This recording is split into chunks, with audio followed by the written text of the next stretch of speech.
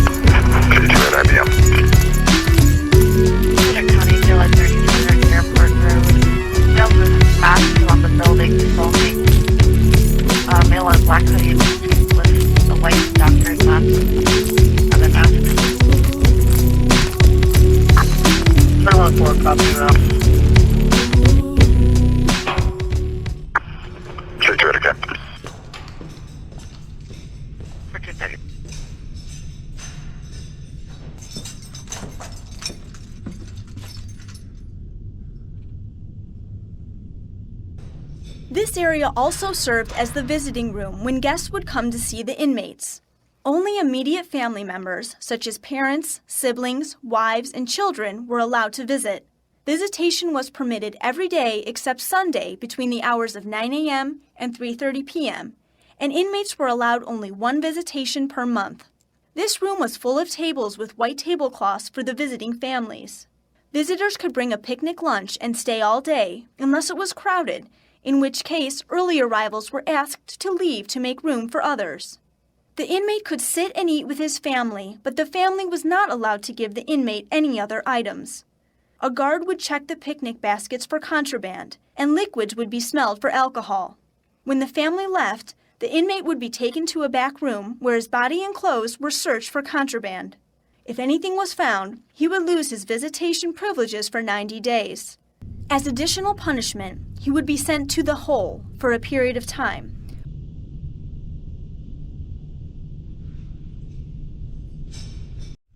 So I was saying, maybe they might dig a 10-foot hole. They lowered the ladder down, and when you got in trouble in the prison, you went down into the hole, literally, into the hole.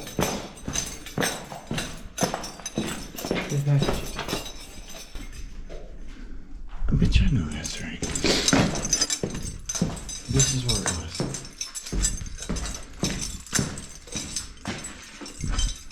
There was a hole right here. The inmates would have to go down this ladder from here, from the chute that's upstairs. And they stayed in the hole. That's where they spent their time, literally down in the hole. They climbed on a ladder, take the ladder out. They give them their food down there, and they had to stay down there. They had 2 buckets. One bucket was for food, and one bucket was for them to shit in. And you didn't mess up your buckets to get them confused. They eventually did away with that practice and concreted this over because they had a heavy rain and there was a flash flood, and 3 inmates died down there because they drowned. There was like 3 feet of water down here. That hole filled up. There was quite a bit of water.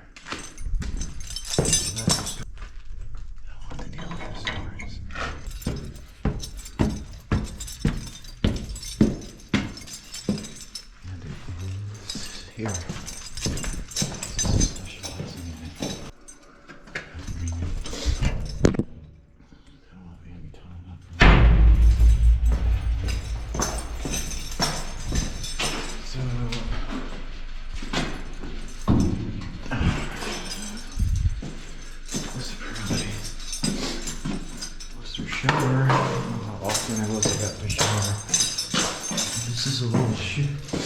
Yeah, sleep awfully close to the ground.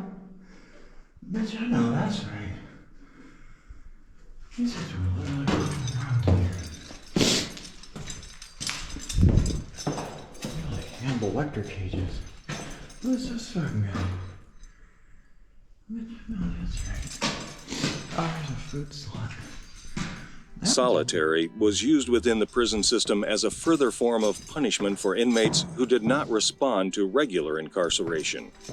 In the earlier years, inmates held in solitary confinement were placed in one-person cells, either in total darkness or in constant light 24 hours per day. Time spent in solitary confinement was dead time and did not count as time served. This area changed over the years, along with ideas on appropriate discipline. The steel doors you see were new in the 1970s. There are 2 floors of detention cells, and most are the standard barred cells with doors similar to those in the East Cell Block. Upon being sent to the hole, the prisoners were issued only coveralls and cotton booties, and they brought nothing with them. Originally, there were no cots, and the inmates either sat or laid on the floor. Because of this, temperature was kept around 90 degrees to keep the inmates from getting sick. Inmates were served bread, broth, and water, with a full meal on the 3rd day.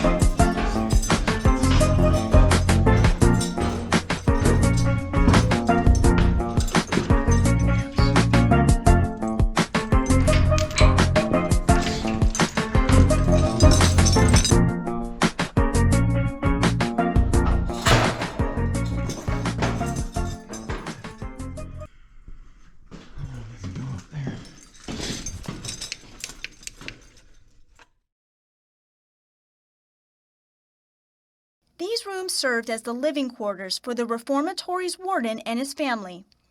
The last warden to occupy these rooms was Warden Arthur Glatke and his family in the late 1950s. Tragedy struck the family on November 5, 1950, when the warden's wife, Helen, suffered a gunshot wound to the chest. She was moving a loaded pistol to get her jewelry box on an upper shelf of the closet. The gun slipped from her hands and discharged as it hit the floor, striking Helen in the left lung. She died 2 days later at Mansfield General Hospital. The Glatke family suffered more heartbreak on February 10, 1959, when the warden suffered a heart attack in his office. He died an hour later at the hospital. The new warden who replaced him was provided housing off-site in the city of Mansfield, bringing to an end the practice of housing the warden and his family in the reformatory. Reformatory officials felt that it was important for the warden to have a place of retreat and relaxation, which was at a separate place from his work environment. People visiting this area have reported seeing the ghost of a woman roaming the halls, as well as smelling the scent of both perfume and cigar smoke. Occasionally, doors have been known to open by themselves, and people have heard the sounds of furniture moving across the floor in this area. Others have simply experienced an uneasy feeling. Several EVPs, or electronic voice phenomena, have been recorded in this area. They include a woman saying, "I'm not dead," to the sound of a few keys of a piano. Audible voices have also been heard here. Okay, so this would be like the living quarters for the staff could rent these out as apartments. This was a stage where they would bring in outside entertainment. or sometimes the inmates, talented inmates, were allowed to come up and do entertainment for visitors. Like if the governor wanted to come.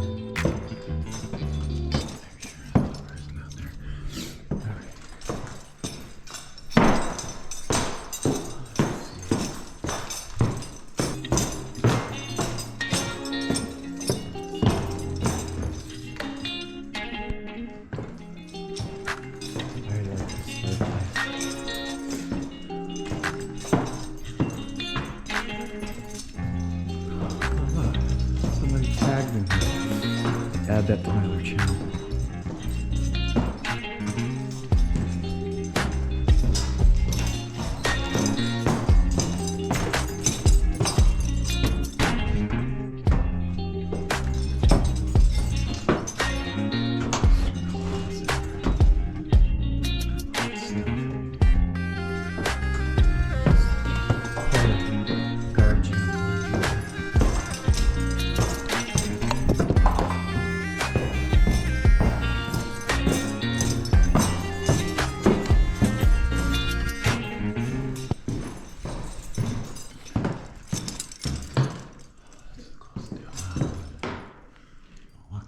There, I guess nobody's gone up there to change that bulb. Nice. I got a nosy.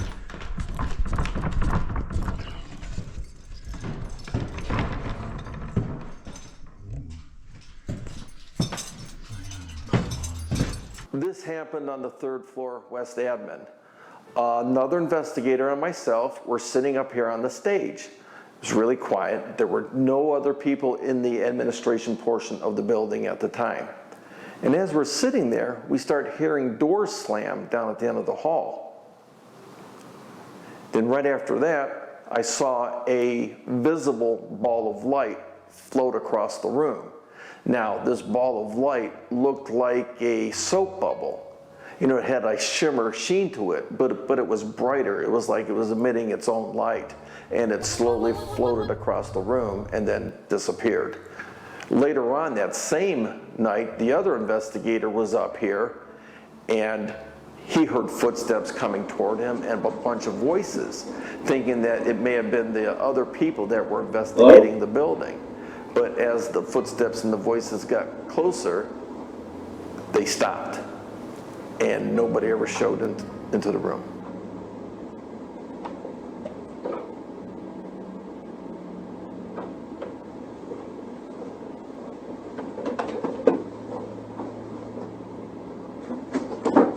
Hello?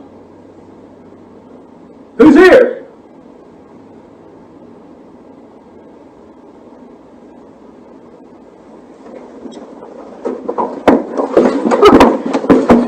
The footsteps abruptly sound as if they are walking away. 2 incredible EVPs, or electronic voice phenomena, have been caught in this area. 2 different groups in 2 different years caught the same voice repeating the same phrase: "Get me out of here." There have been reports of at least 1 person being physically attacked by a paranormal entity in this area. A punch to the individual's left kidney left a bruise and dropped the person to 1 knee. Luckily, this type of paranormal activity is very rare. Housekeeping.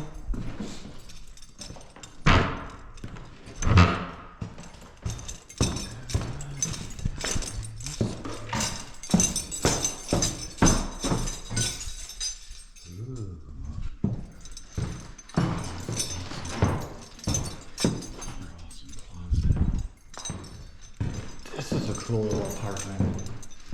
Little fireplace.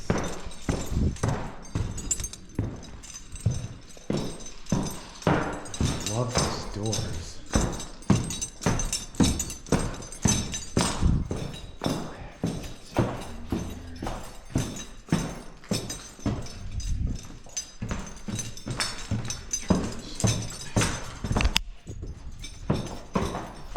Notice the X on the floor just before you entered this area. The building is so symmetrical that the X is always visible as long as there is light coming in the windows of the 4 rooms adjoining the hallway. Many have said that this X is one of the mysterious elements of the reformatory. For them, it is one more indicator of the unnatural phenomena that occurs on this site.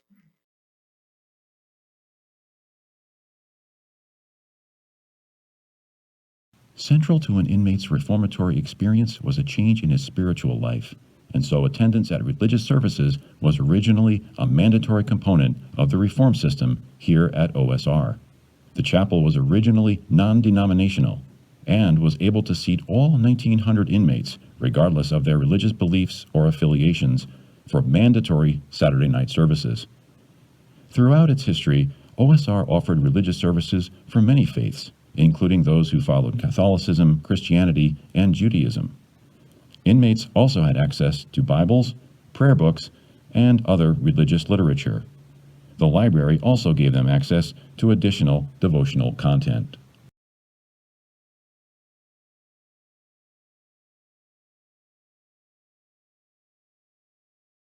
Over the years, people have reported various sightings and experiences in this area.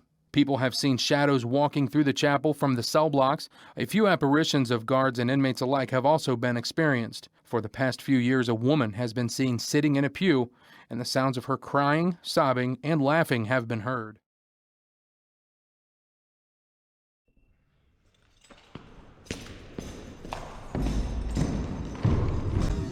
Do you see the light? What light? Have you seen the light? Yes! Yes! Jesus ain't goddamn Christ! I have seen the light!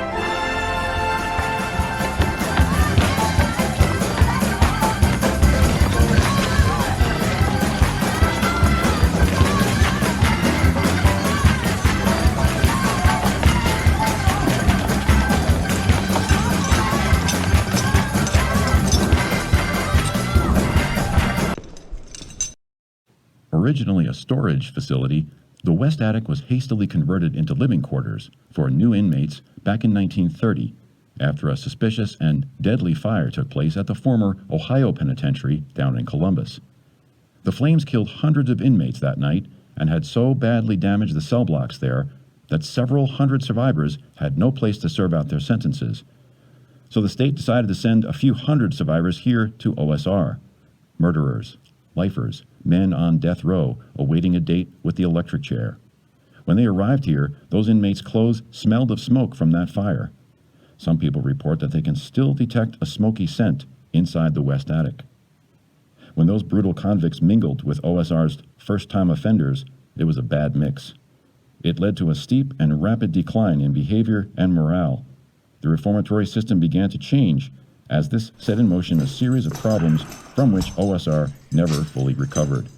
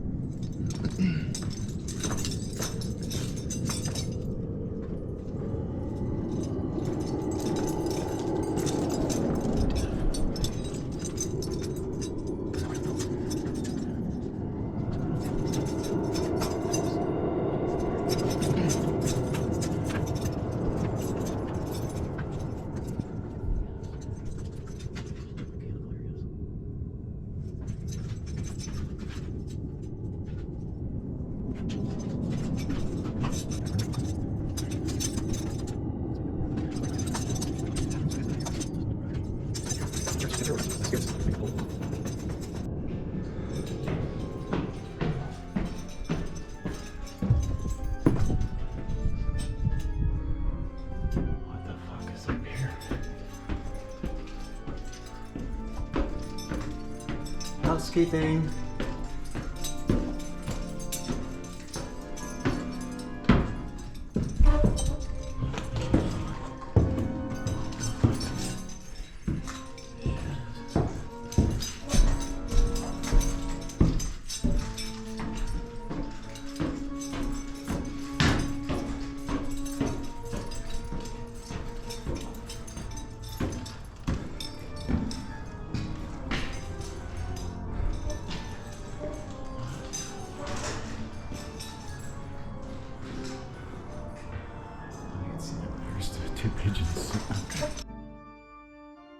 An interesting architectural feature, the chapel elevator once operated from the bottom floor bullpen and took people all the way up to the original infirmary, which was located on the top floor above the chapel.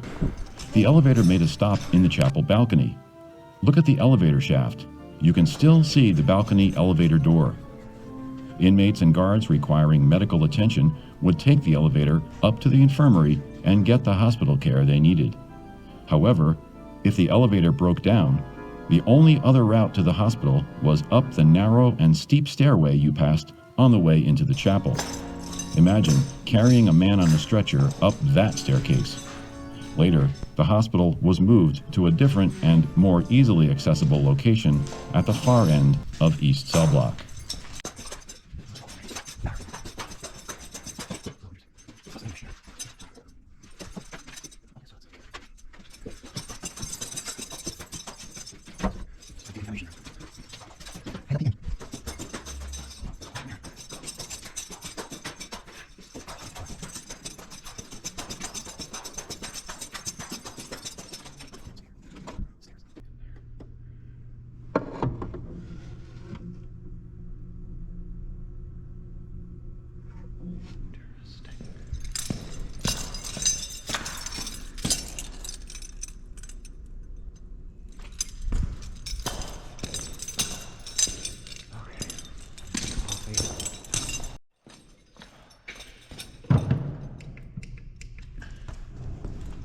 Smoke break.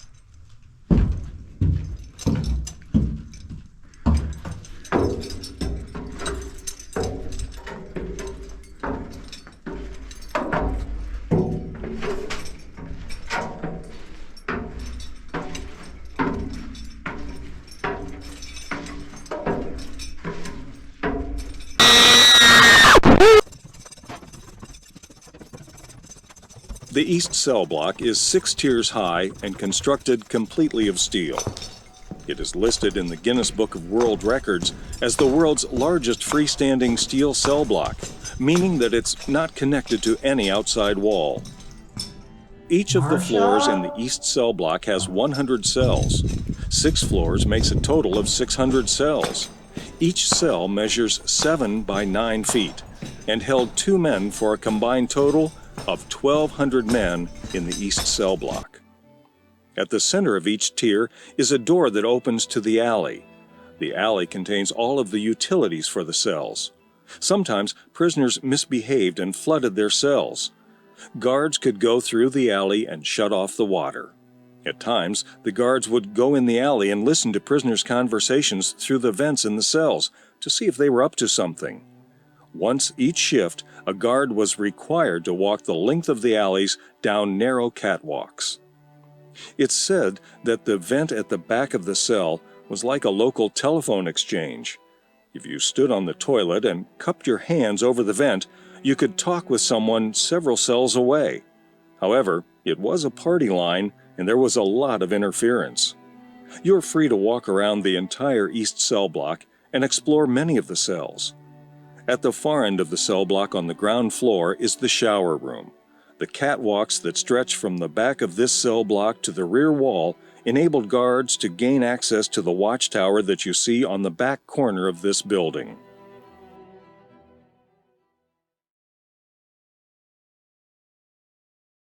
The West Cell Block was the original cell block, built in 1896.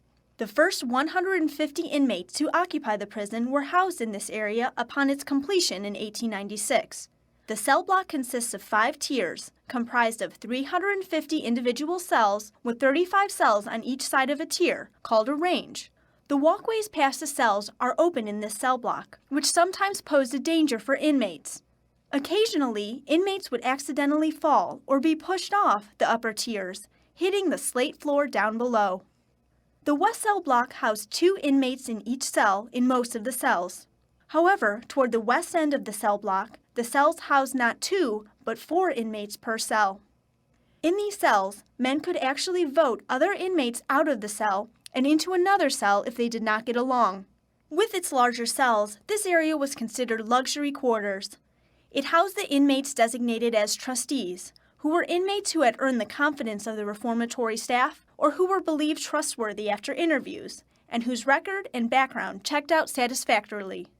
This meant that these particular young men were permitted to work outside the reformatory walls or hold better jobs within the reformatory.